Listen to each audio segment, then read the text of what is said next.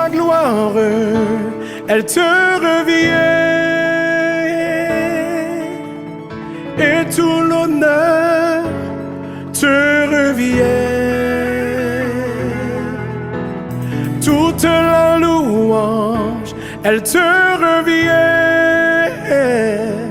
Elle te revient, elle te revient. Ce qui est en moi te revient.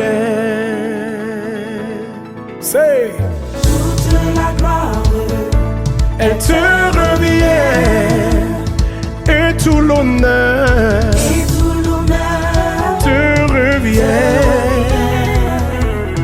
Toute la louange. Bonjour à tous, bienvenue à cette nouvelle édition de l'école dominicale en ligne, l'EDEL. Je me présente, mon nom est le frère Pierre-Josué Chaudry et il me fait plaisir de vous accueillir une fois de plus à cette nouvelle session de l'école dominicale en ligne. L'EDEL, c'est quoi? L'EDEL, c'est tout simplement une occasion où est-ce que nous faisons une pause en famille pour étudier la parole de Dieu en famille, pour être transformé en famille, pour être conforme à l'image de notre Sauveur et Seigneur Jésus-Christ. Comme à notre habitude, nous allons prendre le temps de dire quelques mots de prière pour inviter notre enseignant par excellence pour qu'il puisse diriger cette session d'études. Prions ensemble. Céleste Père en Jésus-Christ, encore une fois, nous sommes dans ta présence bénie pour te dire merci. Merci pour le moment que tu nous donnes, l'opportunité que tu nous donnes, l'occasion que tu nous donnes de rentrer et plonger dans ta parole.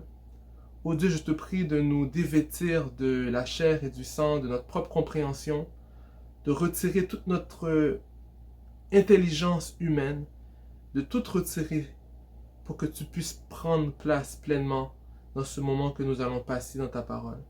Ô Dieu, je te prie de nous instruire, de nous donner une nouvelle compréhension de ta parole.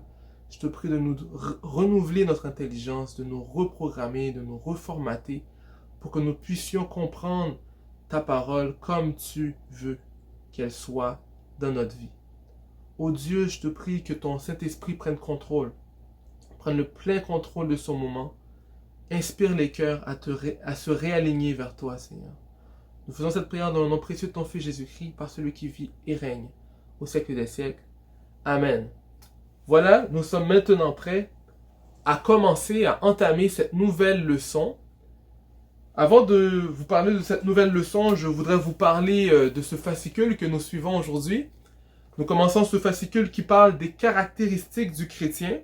C'est dans une série de brochures que nous avons commencé cette année qui parle de la formation d'un disciple, de la formation de base du chrétien.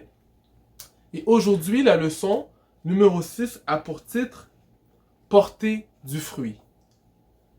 Porter du fruit. Pour vous, qu'est-ce que ça veut dire porter du fruit?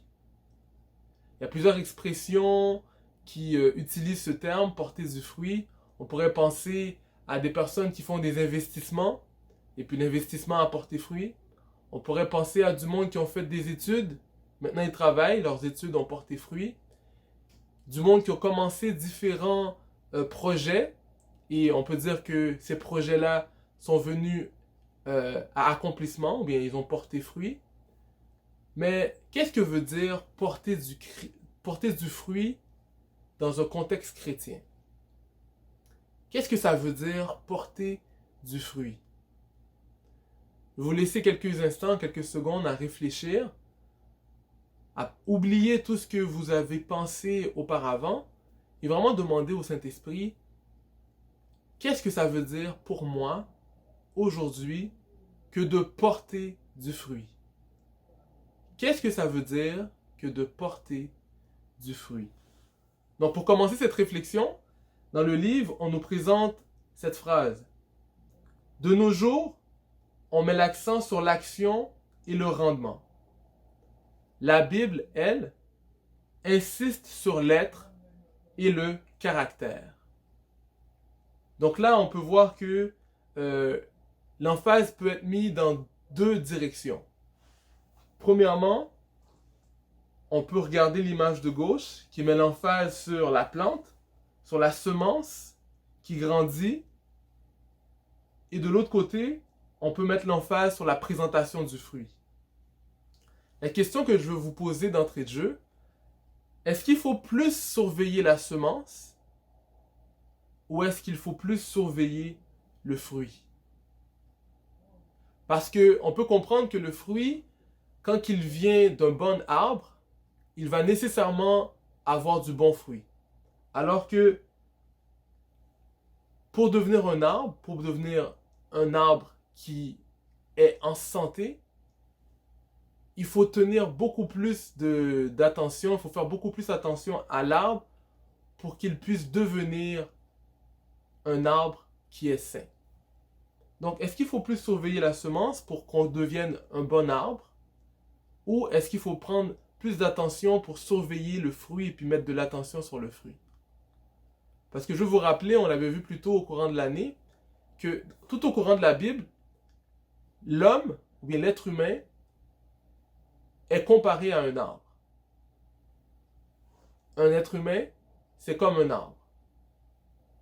Et puis cet arbre-là, c'est lui qui porte du fruit. Pop quiz, question. J'ai une question assez simple pour vous aujourd'hui. Elle va comme suit. La référence qui suit, si vous produisez du fruit en abondance et que vous prouvez ainsi que vous êtes vraiment mes disciples, mon Père sera glorifié aux yeux de tous. Quelle est la référence? La réponse, avant la fin de la leçon. Donc le premier point de la leçon, ça se lit comme suit. Dieu désire que vous portiez du fruit. Dieu désire que vous portiez du fruit. Donc, notre réflexion se poursuit. Porter du fruit, ça veut dire quoi? Pour commencer à répondre à cette question, la leçon commence avec une lecture qui se fait dans le livre de Jean, 15e chapitre, du verset 4 au verset 5. Je vais lire pour vous. Demeurez en moi, et moi, je demeurerai en vous. Un sarment ne saurait porter du fruit tout seul, sans demeurer attaché au cep. Il en est de même pour vous. Si vous ne demeurez pas en moi, vous ne pouvez porter aucun fruit. Je suis le cep de la vigne. Vous en êtes les sarments. Celui qui demeure en moi et en qui je demeure portera du fruit en abondance, car sans moi, vous ne pouvez rien faire. Parole du Seigneur. Donc là, on a lu cette lecture, ce petit texte. J'ai la conviction que la plupart d'entre nous, on l'a entendu tellement souvent qu'on peut quasiment le réciter par cœur. Mais aujourd'hui, je veux vraiment qu'on prenne le temps d'étudier puis de vraiment méditer sur cette portion de texte. Je ne sais pas si vous avez déjà fait l'exercice, mais je veux refaire l'exercice aujourd'hui pour vous montrer c'est quoi une vigne. Devant vous, on a cette image de c'est quoi une vigne. La vigne, elle contient plusieurs parties. Donc on peut voir à gauche les branches à fruits, à droite les sarments, le gourmand, le tronc, et le tronc c'est ce qu'on appelle le cep. Donc le cep tire sa racine du système de racines qui est en bas du sol. Donc ça c'est vraiment l'image qu'on a d'une vigne, mais je veux prendre attention sur deux points particuliers, le tronc qu'on appelle le cep et le sarment. Les sarments, ce sont ces grosses tiges sur lesquelles vont plus tard porter les fruits. Donc en regardant cette image, on peut mieux comprendre le sarment et le cep, l'image qui veut être présentée avec ces points-là. La question que je veux vous poser maintenant par rapport à la leçon, dans cette illustration qui est le cep, la vigne, et qui sont les sarments?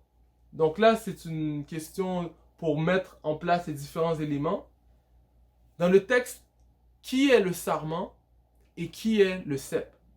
Donc dans le texte, on a vu que le cep, c'est Jésus-Christ. la personne qui racontait cette parabole, il a dit que je suis le cep, Dieu le Père est le vigneron, et les sarments, ce sont tous les croyants. La question qu'on pose ensuite, c'est quelle est la condition nécessaire pour que le sarment porte du fruit? Donc, en voyant cette image-là, c'est vraiment simple de répondre à cette question. Pour que le sarment puisse porter du fruit, il y a une seule condition, il faut qu'il reste attaché au cep. Il faut que la tige reste attachée à l'arbre pour qu'il puisse porter du fruit. La question qui suit, pourquoi est-ce que le sarment a besoin du cep? C'est une autre question qui va de soi lorsqu'on voit l'image. Pourquoi est-ce que le sarment doit être attaché au cep? C'est pour qu'il reste en vie. Depuis que le sarment est coupé du cep ou bien du tronc, il va dessécher et il va mourir. Il faut qu'il reste attaché au cep. Pourquoi? Pour qu'il reçoive les nutriments, les minerais qui viennent du sol et qu'il retienne le support nécessaire pour rester accroché à l'arbre.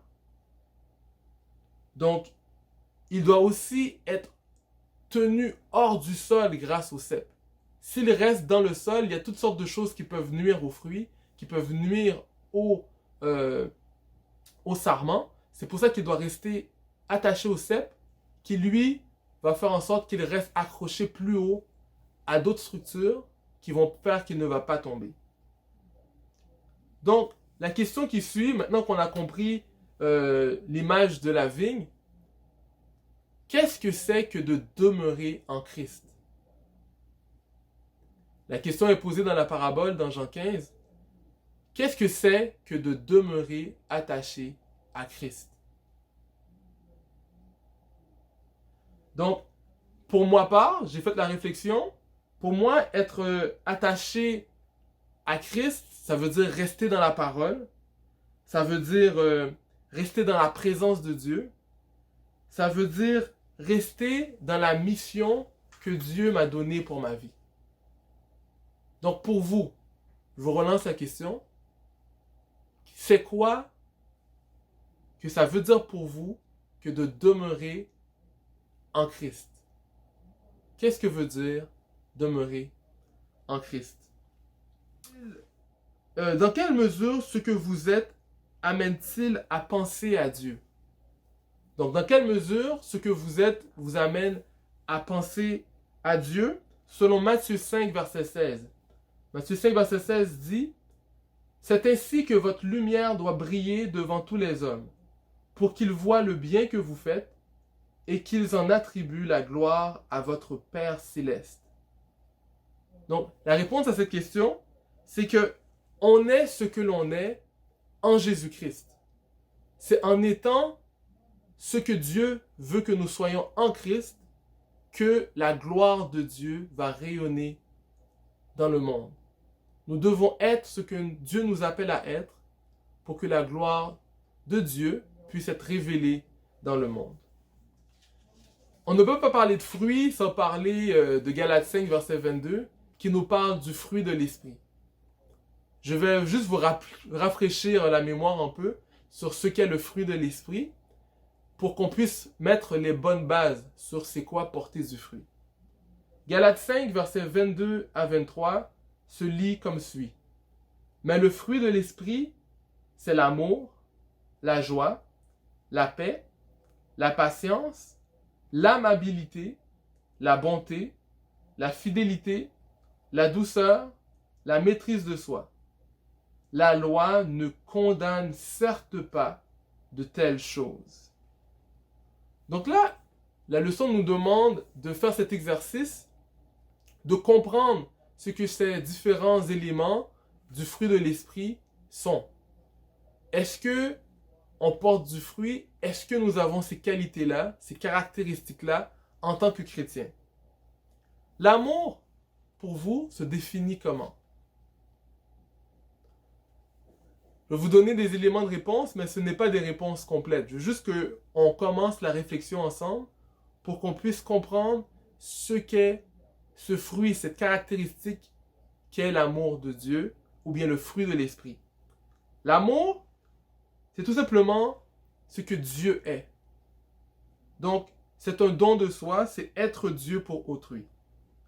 La joie. C'est quoi la joie? Quand je pense à la joie, moi, je pense à rayonner, à vraiment présenter la lumière que Dieu a placée en nous devant d'autres personnes. Après ça, on parle de la paix. La paix, c'est vraiment cette stabilité que le chrétien a dans toute la situation parce qu'il a confiance en Dieu. Quand toutes les personnes sont en train de vivre de l'anxiété, de la peur, nous, on est en paix parce qu'on sait que notre vie est dans la main de Dieu, dans les plans de Dieu.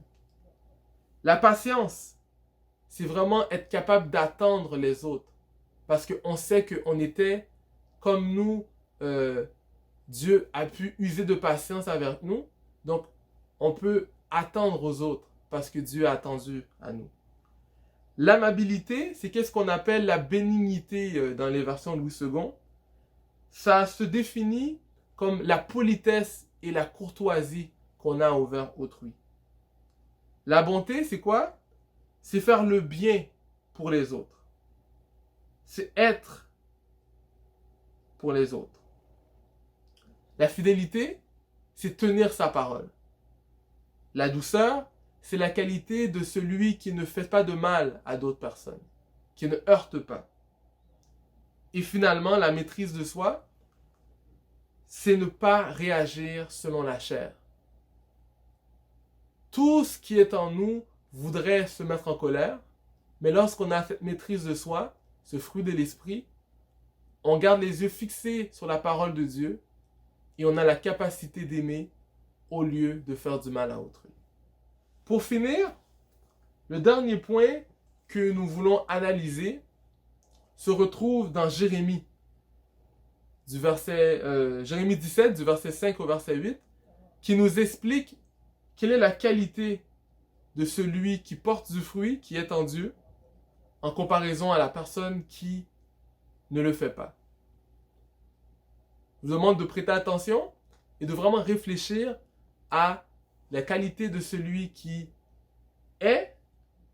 met sa confiance en l'homme, et de l'autre côté, celui qui met sa confiance en Dieu. Voici ce que déclare l'Éternel. Maudit soit l'homme qui met sa confiance en l'homme et qui fait des moyens humains la source de sa force, mais qui détourne son cœur de l'Éternel. Il est comme un buisson dans le désert, et il ne verra pas arriver le bonheur. Il aura pour demeure un aride désert, une terre salée où n'habite personne.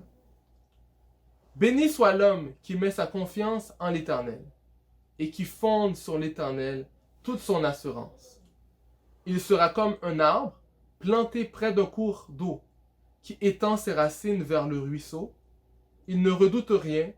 Lorsque vient la chaleur, ses feuilles restent vertes. Il ne s'inquiète pas. Pendant l'année de sécheresse, il ne cesse pas de produire du fruit. Parole du Seigneur. Donc là, on peut regarder quelles sont les qualités de ces personnes qui restent à mettre leur confiance en l'Éternel en opposition à ceux qui ne mettent pas leur confiance en l'Éternel. Donc l'homme qui met sa confiance en l'homme, il est maudit. Il détourne ses voies de Dieu. Il est comme un buisson dans les déserts. Il ne voit pas arriver le bonheur et il vit dans la solitude. De l'autre côté, la personne qui met sa confiance en Dieu, il est béni. Il met sa fondation en l'Éternel. Il est comme un arbre planté près d'un courant d'eau. Il n'a pas peur de la sécheresse et il ne cesse pas de porter du fruit même dans les temps de sécheresse. Je trouve que ce dernier point, il est vraiment d'actualité maintenant parce que à cause de la situation qu'on vit, plusieurs personnes vivent des moments de sécheresse. Sécheresse émotionnelle, sécheresse économique, sécheresse spirituelle. Il y a beaucoup de personnes qui sont dans le désespoir. Mais nous qui sommes restés accrochés à Jésus-Christ, accrochés au cep, au tronc de la vigne de Dieu, est-ce que nous continuons à porter du fruit? portez-vous du fruit? Cette question est posée à la fin de ce premier point. Après évaluer sur la base de ces passages le fruit que vous portez, quelle décision êtes-vous porté à prendre? Est-ce que vous êtes vraiment accroché au cep? Pop quiz. Réponse. La référence pour ce texte qu'on avait vu plus tôt, qui va vraiment être notre texte d'or pour tout au long de cette leçon, si vous produisez du fruit en abondance et que vous prouvez ainsi que vous êtes vraiment mes disciples, mon Père sera glorifié aux yeux de tous. La référence, Jean 15, le verset 8. Je vous invite vraiment à le mémoriser et, comme le dit cette référence, de porter du fruit pour que votre Père soit glorifié tout partout où vous alliez. Voilà tout ce qu'on avait aujourd'hui cette semaine. J'espère que vous avez apprécié. Je vous souhaite un bon dimanche. Que Dieu vous bénisse. Je suis ce que j'ai été, même ce qui n'est pas révélé. De tout mon être, De tout mon être, de toutes mes pensées, ma vie entière pour te louer. chante gloire à ton nom. Mettez les mains ensemble, come on, hey! Gloire à ton nom. La création, La création tout entière. chante gloire. Gloire à ton nom. Oh, Gloire à son nom. gloire à son nom.